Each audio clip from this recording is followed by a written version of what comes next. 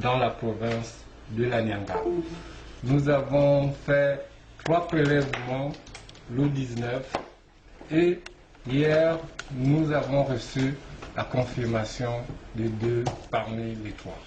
Pour le moment, elles sont prises en charge à domicile. C'est la démarche qui avait été adoptée depuis un certain moment dans d'autres régions sanitaires et nous l'avons adoptée ici. Sauf que nous sommes en train de voir dans quelle mesure on peut les isoler dans une structure publique. Nous avons déjà une expérience au niveau du Gabon, les cas qui sont pris en charge à domicile. Et par rapport à l'expérience vécue avec les autres, nous verrons avec la hiérarchie s'il est possible de poursuivre cette démarche. C'est des cas simples, allez voir, elles sont physiquement bien portantes. Parmi les 2, il y a une qui a fait un tour à Libreville, il y a moins de 2 mois, et l'autre, certainement, il y a un peu plus d'1 mois. Donc, nous allons poursuivre les investigations. Vous savez, c'est des nouveaux cas. On ne peut pas maintenant dire que nous avons déjà tous les éléments nécessaires pour confirmer telle ou telle situation. Les symptômes, on les connaît tous, c'est des symptômes comme la grippe, comme la toux. Hein. Et puis il y avait une aujourd'hui, parce qu'avant, ce qu'il faut dire, c'est qu'il y a une parmi lesquelles, avant qu'on ne fasse les prélèvements, elle n'avait pas encore perdu le goût, elle n'avait pas encore perdu l'odorat, mais toujours est-il qu'elle faisait un peu de fièvre. Et les kits de prélèvement nous en avons une quantité, mais est-ce que cette quantité peut nous permettre de faire des prélèvements de masse?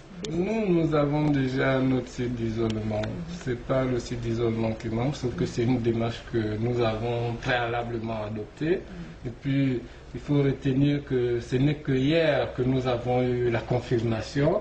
Donc, laissez-nous le temps nécessaire pour voir comment on peut les interner si cela est possible.